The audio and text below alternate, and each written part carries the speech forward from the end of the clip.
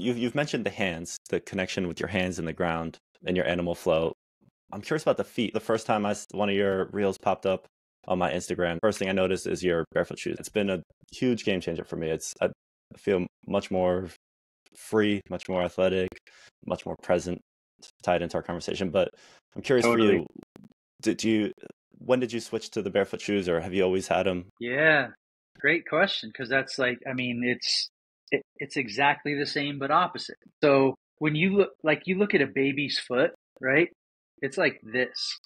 Those Mhm. toes are spread out like that, and then we're wearing shoes, and then high heels and pointed shoes.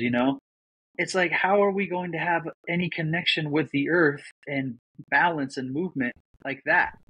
And so those wide toe box shoes allow just more freedom.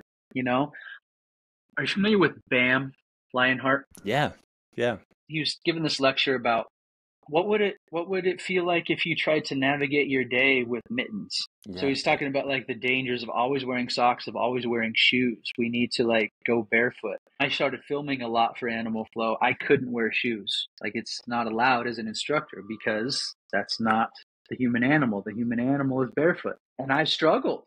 Like, my feet weren't strong enough. I didn't have the dexterity. So that's when I made the move to barefoot shoes and barefoot training, because all of a sudden it became aware to me that I had some major imbalances as far as like my foot health and my foot dexterity. And then you go down the rabbit hole of the nerve endings, and it's like it starts in the foot, right? I have a bad hip and a bad knee. Well, what's your foot health like? And so if you get those feet on point, it can eradicate all the problems going up the chain.